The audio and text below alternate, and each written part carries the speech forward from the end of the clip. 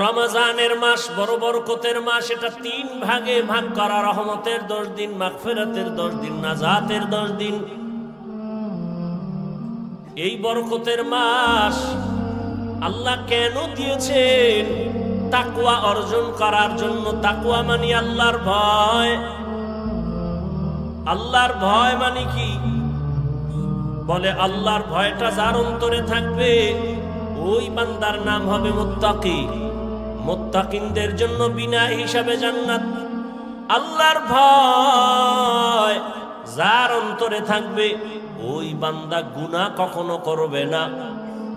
আল্লাহর ভয় এমন এক দামি সম্পদ, এই ভয়টা অন্তরে জমা করাটা রোজার দ্বারা যেমন সহজ, অন্য আমলের দ্বারা সহজ না।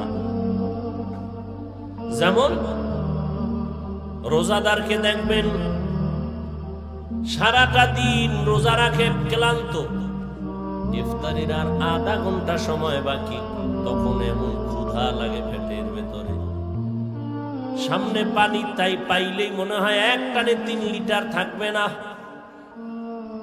সামনে 10 জনের ইফতারি দেশে 10 প্লেটে, মনে মনে কে তো আমার একারই লাগবে, কি দিল। মনে মনে দোয়া ইউনুস করে 2-1 জন উঠতে যাইত, তাহলে 2 প্লেট আমি ভাই। যদি বলা হয় এই রোজাদার বুঝছি খুব ক্ষুধা, তুমি দরওয়াজা জানালা বন্ধ করে যাও, একটা রুমের মধ্যে ঢুকে তুমি পানি পান করো, একা একা, কেউ দেখবে না, কোনো রোজাদার করবে না। কেন? আল্লাহর ভয়।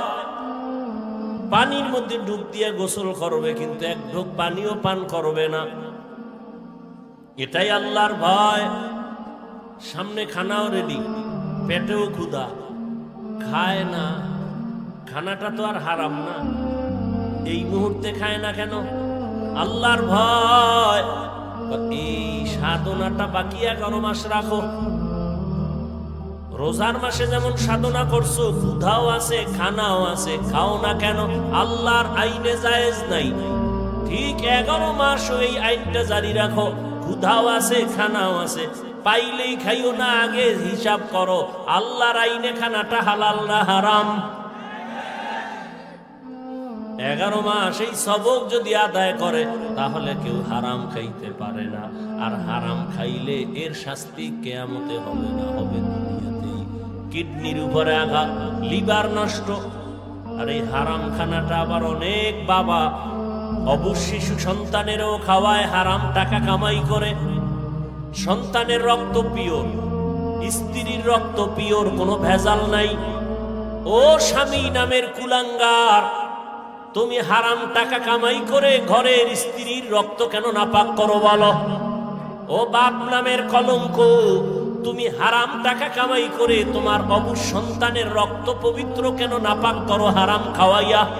আল্লাহর কাছে নিজের জবাবই দিতে পারবা না, আবার সন্তানটির জবাবও মাথায় নিলা। এমন বাপ হইছো কেন? বউ যদি চালাইতে না পারো বিয়া করছো কেন? রোজা রাখ 12 মাস। সন্তানের হক আদায় করতে না পারলে সন্তান নিছো কেন? এরে নবীর আশিক, আল্লাহর ভয় অন্তরে জমা করো। রমজানের রোজার মাধ্যমে এমন বরকত, একটা রোজার দাম কত?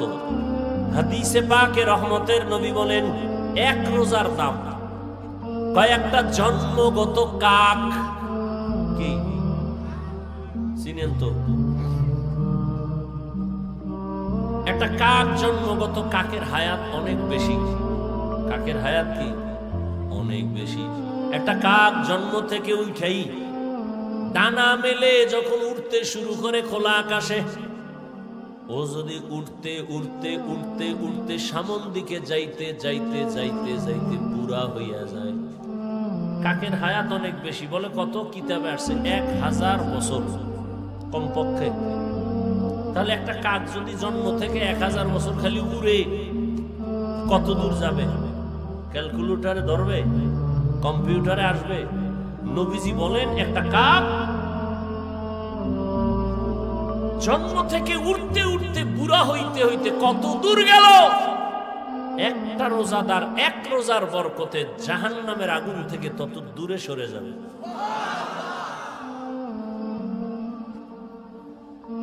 এজন্যই তো রহমতের নবী সারা রমজান আমলের উপরে জীবন কাটাইলেন, এই শাবানে নবী রোজা রাখছেন। নবী বলেন প্রস্তুতি নাও, রমজানের রোজার মাধ্যমে তুমি নিজেকে পবিত্র বানায় নাও।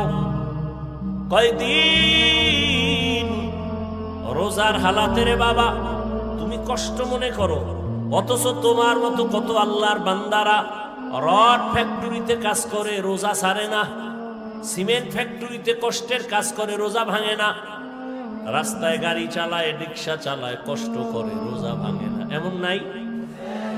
তাহলে তুমি ছাড়ো কেন? রমজান তো এমন বরকতের মাস, একটা নফল আমল ফরজের সমান সওয়াব, একটা ফরজ আমল 70টা ফরজের সওয়াব।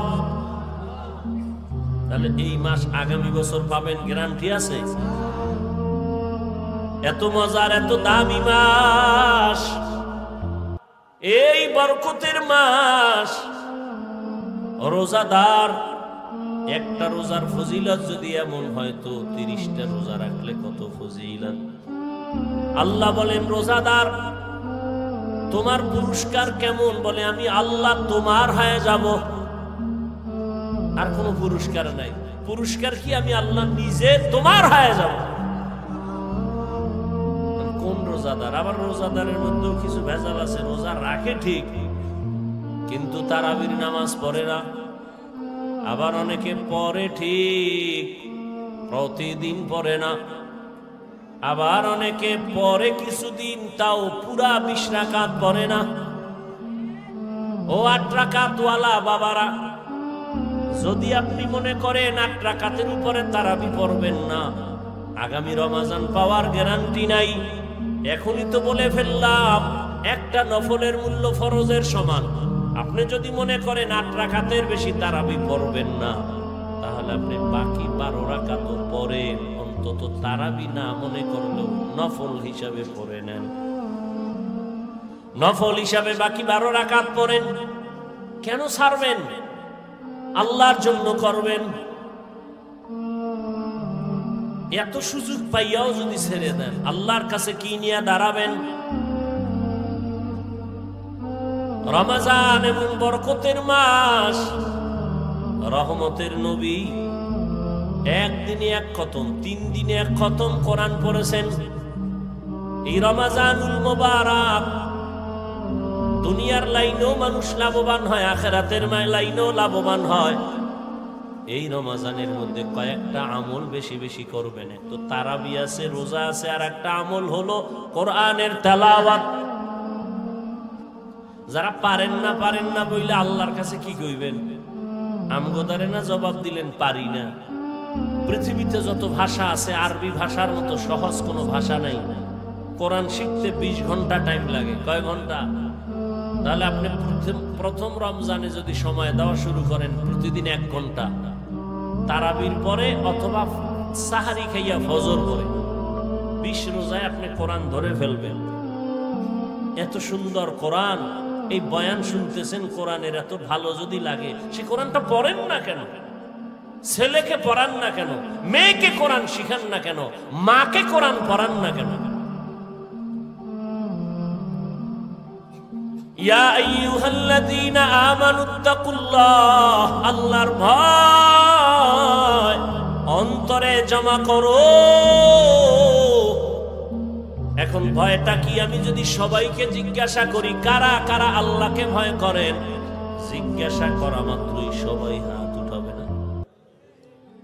কিছু চালাকেরা পারলে পা উঠায় দিবে, বলবে আমরা 4 হাত পায়ে আল্লাহরে ভয় করি, হুজুরদের থেকেও বেশি ভয় করি, নামাজ না পড়লে কি হবো, দিল পরিষ্কার। অথচ আজকে ফজর পড়ে নাই, জোহর পড়ে নাই, আসর পড়ে নাই, মাগরিব পড়ে নাই, এশাও পড়ে নাই। আল্লাহরে ভয় করি। আমি 5 বেলার নামাজ পড়িয়াও বলি আল্লাহকে ভয় করি। আপনি রোজা না রাখিয়া বলেন আল্লাহকে ভয় করি। আমি রোজা রাখিয়া বলি আল্লাহকে ভয় করি। আল্লাহর ভয়, আসলে আপনার অন্তরে আল্লাহর ভয় নাই। কারণ যে একজন সাপ ভয় পায়, সাপ, সে সাপ ধরবে? ওরে সাপ যেখানে থাকবে সেখানেও যাবে না। মাঝে মাঝে ঘুমের মধ্যে সাপ সাপ পায় চিল্লানি দেয়, ভয়। একটা সন্তান বাবাকে ভয় পায়, মাকে ভয় পায়, তার প্রমাণ মা বাবার সামনে অন্যায় করে না। একটা ছাত্র শিক্ষকের ভয় পায়, তার প্রমাণ ছাত্র শিক্ষকের সামনে অন্যায় করে না। ঠিক এই জমিনে যেই মানুষ আমার আল্লাহকে ভয় করবেন, ওই বান্দা গলায় ছুরি লাগাবে, দাড়ির মধ্যে কখনো অস্ত্র লাগাবে না। हर के दारद खौफे हक दर दिल मदाम जन्नतुल मावा देहद रामक। एक दलेर दाড়ি ছোট আর এক দলের নাই। ছোটওয়ালারা মনে করে মোটামুটি জান্নাতের মাঝখানে আছে, যারা পুরা ক্লিন একদিকে চাইয়া চাইয়া ভাবতে আছে এত শেষ। হ্যাঁ, ভালো করে মাসআলা শুনেন। যারা দাড়ি ছোট রাখে, ক্লিন রাখে, দোনো দলের গুনাহ সমান। দোনো দলের গুনাহ, গুনাহ টুনা তো পরকালের ভিডিওটি মরার পর নগদ একটা শাস্তি হলো যৌবন থাকবে না। এটা নগদ শাস্তি, কি থাকবে না? এই জন্য হারবাল কোম্পানির আমদানি বাইরে গেছে না, ওপেন চ্যালেঞ্জ দেয়। এই পরিমাণ বেলাজা বেহায়া জগতে আর আছে? ১,৫০০ বছর আগে রসুল বলে গেছেন, লা ইমানা লিমান লা হায়া আলা, যাদের লজ্জা নাই ওদের ইমান নাই। আর মোবাইল তো আরো লজ্জা নষ্ট করে ফেললো। ঘরে ঘরে ঘরে ঘরে, রুমে রুমে মোবাইলের জেনা, চোখের জেনা, কানের জেনা, হাতের জেনা, অন্তরের জেনা। সারাটা রাত মোবাইলের দিকে তাকায় তাকায় গুনাহ, কবিরা গুনাহ দেখে, কবিরা গুনাহ দেখে। মাও দেখে, বাবাও দেখে, আমার ভাই দেখে, বোনেরাও দেখে। ঘরটা যেন জেনার আড্ডাখানা, সারা রাত শুধু জেনা চলে। আল্লাহ মাফ করেন, এমন অন্যায়।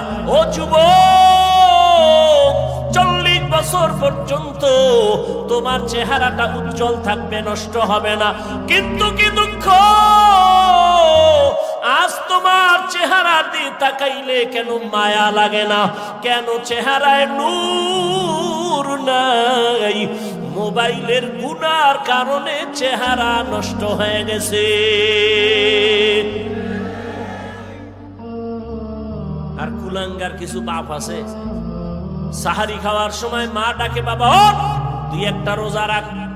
বাবা একা, খবরদার রোজা রাখাই ওনারে বিবি, রোজা রাখলে ছেলেটার চেহারাটা নষ্ট হয়ে যাবে। ওই বাবারে পাইলে জিজ্ঞাসা করতাম, এই বাপ নামের কলঙ্ক, সন্তান রোজা রাখলে তোমার চেহারাটা নষ্ট হবে। সন্তানের মোবাইলে আকাম কইরা কইরা যে চেহারাটা নষ্ট করলো, বলো কোন বিউটি পার্লার তোমার চেহারাটা ভালো করবে? আল্লাহর কসম, মৃত্যু পর্যন্ত দুনিয়ায় কোনো মেডিসিন নাই যে সন্তানের চেহারাটা ভালো করবে। বরং ৪০ বছরের আগে চেহারা থাকবে উজ্জ্বল। কোনো মেডিসিন মারবি, চেহারা ডিসকালার হবে, গোডা হবে, এ গোডা আর যাবে না। হ্যাঁ, যদি নেক আমল করো, তওবা করো, চেহারা আবার ফিরে আসবে। আর ঠিক মতো ৫ বার ওযু কর, চেহারায় কোনো ক্রিম লাগবে না, আল্লাহর কসম। ৫ বেলা ওযু কর, ওযু করবি, চেহারার নূর বেড়ে যাবে। তখন তোর নেকাব লাগায় চলতে হবে, নাহলে যে দেখবে হেই পাগল হয়ে যাবে। বলবা হাফিজ ভাই তোমার না, আমিও তোমাকে বলছি ঠিক, আমিও পরিপূর্ণ গুনাহমুক্ত হতে পারি না। যে ব্যক্তি গুনাহমুক্ত হবে, ও জিহ্বা দ্বারা যা চাইবে নগদ আল্লাহ সাথে সাথে দিয়ে দিবে। যার চোখ পবিত্র, ও অনেক কিছু দেখবে যা সাধারণ মানুষ দেখবে না। যার জবান পবিত্র, ও যা চাইবে যখন চাইবে আল্লাহ তখন দিবে। তো পবিত্র না তো।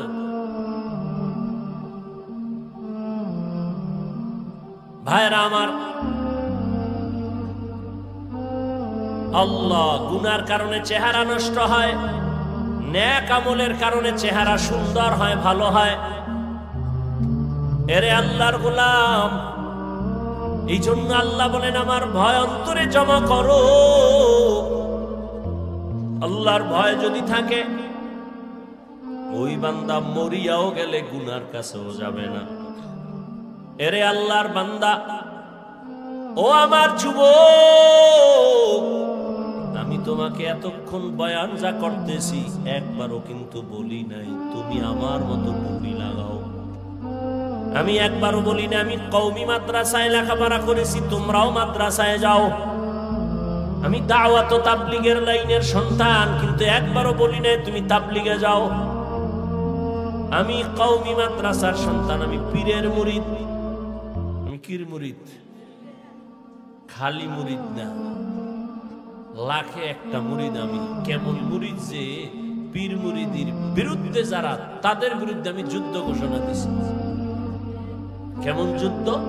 এই জমিনের মধ্যে যে বলবে আমরা পীর আউলিয়া মানি না, ওলি মানি না, আউলিয়া মানি না, আল্লাহর জাতের কসম আমি বলবো তারা কোরআন মানে না, বুখারী শরীফ মানে না, তারা ভণ্ড ভণ্ড ভণ্ড। এদেরকে যারা ভণ্ড বলবে না তারাও ভণ্ড। এবার বুঝো আমি কেমন মুরিদ। কিন্তু একবারও আমি কাউকে বলি না ও বাবারা তোমরা পীরের দরবারে যাও। বলবো কি? আমি বলবো ও যুবক, তুমি স্কুলে পড়ো ধন্যবাদ, তুমি চাকরি করো ধন্যবাদ, তুমি কলেজে পড়ো ধন্যবাদ, তুমি ব্যবসা করো ধন্যবাদ, আমি তোমার জন্য দোয়া করে গেলাম বাবা। তোমার মাদ্রাসায় যাওয়ার কোনো প্রয়োজন নাই। ও বাবা তুমি যেই লাইনে আছো থাকো, তবে আমি দোয়া করি তুমি একজন ব্যবসায়ী হও, চাকরিজীবী হও, ডাক্তার হও, ইঞ্জিনিয়ার হও, তুমি একজন প্রফেসর হও। তবে একটা দাবি ছোট, বেয়াদব জীবনে হইও না রে বাবা। বলবা হাফিজ ভাই বেয়াদব হব না, তার ব্যাখ্যা কি? 3 জায়গায় বেয়াদবি করবা না তো মরার আগে জীবনটা নষ্ট হয়ে যাবে। 1, মা বাবার সাথে বেয়াদবি করবা না। 2, শিক্ষকের সাথে বেয়াদবি করবা না। 3, ওলামায়ে কেরাম মুরব্বিদের সাথে বেয়াদবি করবা না। মা বাবার সাথে যদি খারাপ আচরণ করো, বদদোয়া করা লাগবে না। মা কষ্ট পায় যদি বলে আহ, এই যে একটা নিঃশ্বাস, এটা আগুন হইয়া তোর কপাল পুড়ে ফেলবে। শিক্ষক যদি তোর আচরণে কষ্ট পায় বলে আহ, এই নিঃশ্বাসটা তোর কপালে লাগলে তুই শেষ। আলেমের অন্তরে কষ্ট দিলে, আলেম যদি আহ শব্দ বলে তোর কপাল শেষ। এই জন্য বলি তুমি ডাক্তার হও, বেয়াদব হইও না। ইঞ্জিনিয়ার হও, বেয়াদব হইও না। চাকরিজীবী হও, বেয়াদব হইও না। তুমি ব্যবসায়ী হও, বেয়াদব হইও না। মা বাবার দোয়া নাও, শিক্ষকের দোয়া নাও, ওলামায়ে কেরামের দোয়া নিয়ে সামনে আগাও। তো ডাক্তার হলেও তুমি সফল, ইঞ্জিনিয়ার হলেও তুমি সফল, তুমি ব্যবসায়ী হলেও সফল। সবার দোয়া থাকলে দুনিয়ার সব দুনিয়া ধ্বংস হবে। আলেমের দোয়া যদি থাকে, মা বাবার দোয়ায় তুমি কখনো ধ্বংস হইবা না।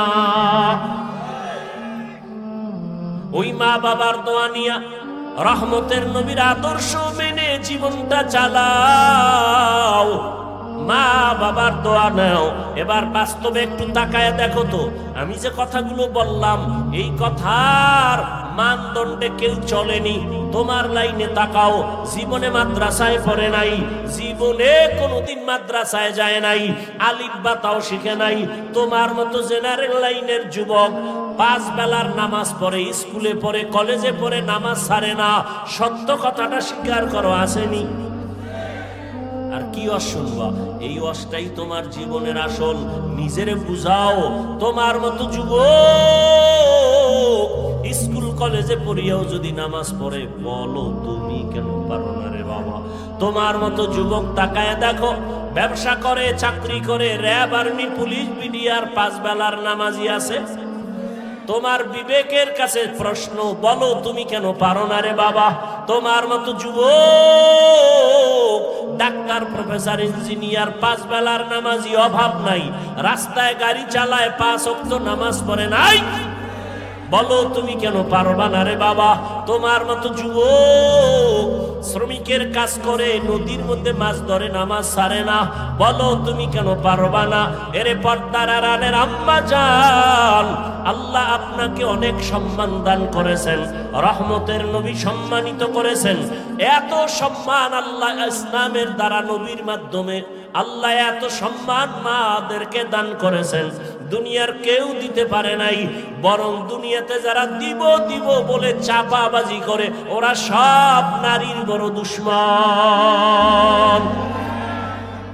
হিন্দু ধর্মে নারীর সম্মান বাড়াতে পারে নাই, খ্রিস্টান ধর্মে নারীর সম্মান বাড়াতে পারে নাই, ইহুদি ধর্মে নারীর সম্মান বাড়াতে পারে নাই, বরং সম্মানের নামে তারা নারীদেরকে করছে অপমান। একমাত্র ইসলাম নারীর সম্মান দিয়েছে, কিন্তু অনেকে বুঝে না। আর পুরুষের তুলনায় নারীদের জ্ঞান তো সৃষ্টিগতভাবে অর্ধেক, জন্মগতভাবে সৃষ্টিগতভাবেই নারীর জ্ঞান পুরুষের তুলনায়। এরপর যদি নারী আবার বেগানার নজরের বরকত লাগায় তাই তো আরো কমে। এরপরে যদি খায় হারাম তো আরো কমে। এই মেধা দিয়া যদি চিন্তা করে আল্লাহ নারীর উপরে ইনসাফ করে নাই। কয় কেমনে? কয় বাবার সম্পদ ছেলে পাবে ডবল, মেয়ে পাবে সিঙ্গেল। আল্লাহ মেয়েদের কম দিলেন কেন? মেয়েদেরকে কম দিয়েও যে ছেলেদের বেশি দিয়েছেন এই বুঝার মতো আম্মা জানের মেমোরির জিবি নাই। এই মিয়া 1 জিবি আর 4 জিবি সমান। আপনার জিবি 1, আপনি 4 জিবি লয়ে যদি ধাক্কা ধাক্কি করেন তা আপনারটা তো হ্যাং হয়ে যায়।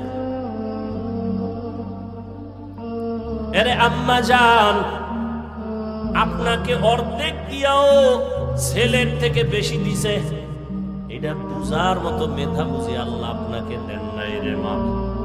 ছেলে পাবে বাবার থেকে 2টা, আর মেয়ে সব জায়গায় পাবে কি? বাবার থেকে পাবে, স্বামীর থেকে পাবে, ছেলে মেয়ের থেকে পাবে।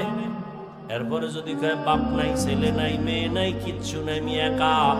আল্লাহর আইন হলো, ইসলাম কয় নারীদেরকে ঘরে বসাইয়া বসাইয়া সম্মানের সাথে ওরা খাবে আর ঘুমাবে, সরকার ওদের সব খরচ দিবে।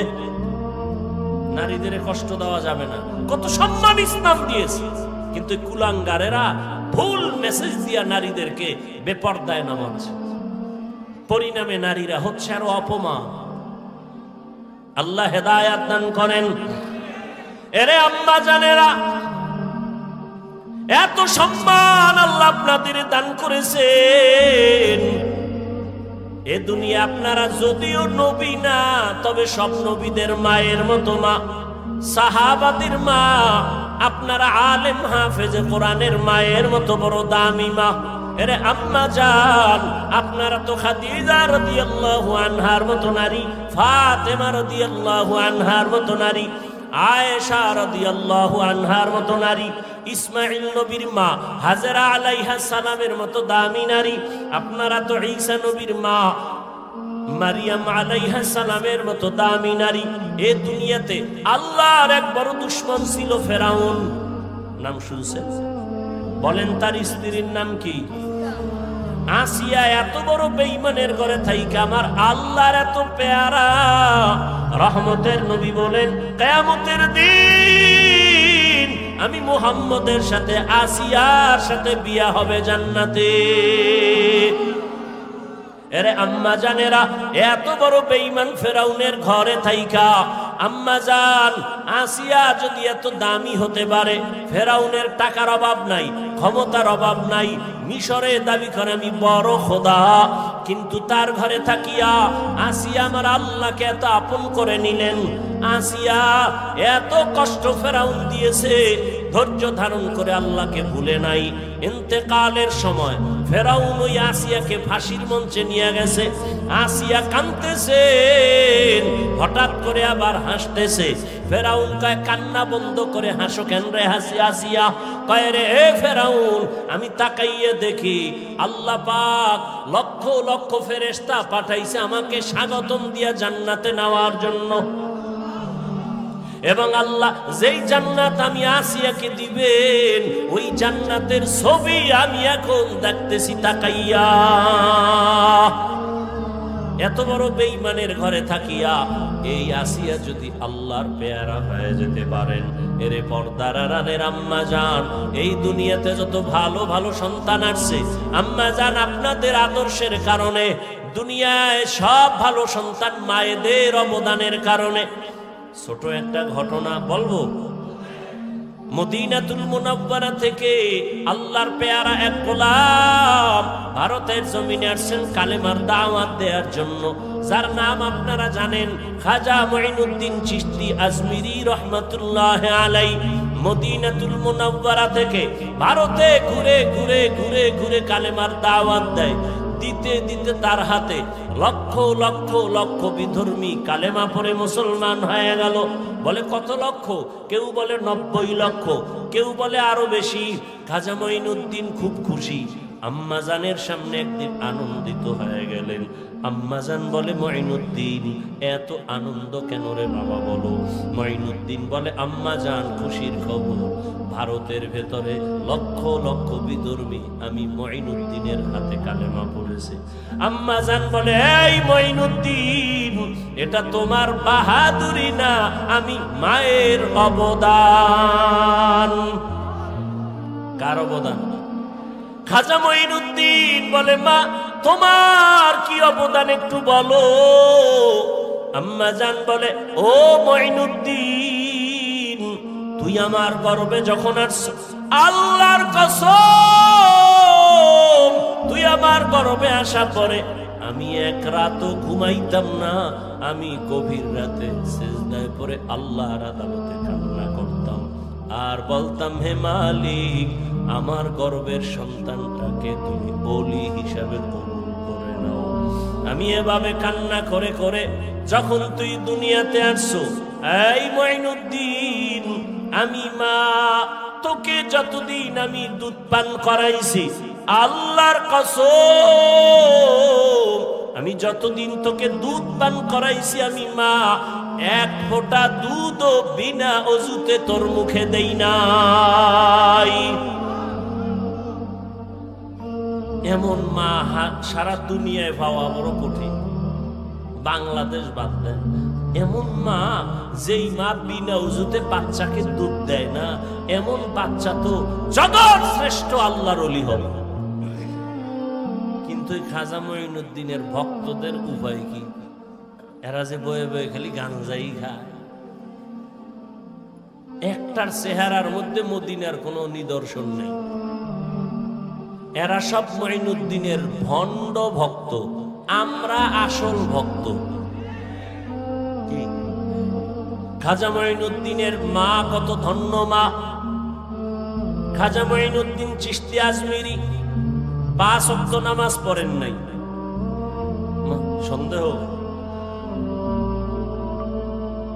মাঝে মাঝে বিড়ি ঠিড়ি খাইছেন, দাড়ি ছিল না। হ্যাঁ, আপনারা কি ভক্ত হইলেন? এই ভক্ত হয়ে কি নাজাত পাওয়া যাবে? কোনদিন পাওয়া যাবে না। এখনো সময় আছে, তওবা করেন। কয়দিন আর দুনিয়ার বাহাদুরি করবেন? চোখের সামনে আপন আপন সব চলে যাইতেছে।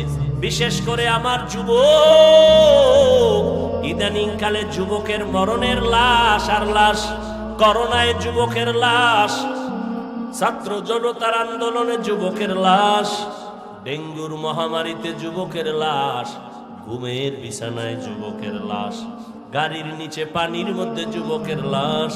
ও আল্লাহর বান্দারা, এখনো সময় আছে, তওবা করে নাও।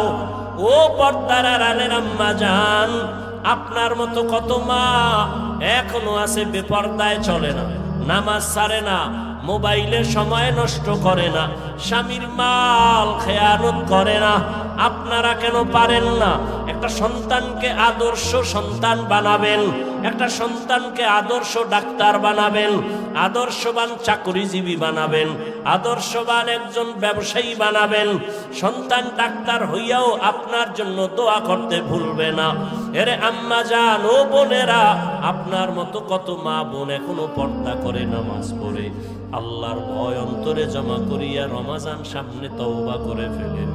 আর বেপরদায় চলবেন না, আর নামাজ ছাড়বেন না। মা বাবার দোয়া নিয়া স্বামীর মাল হেফাজত করবেন।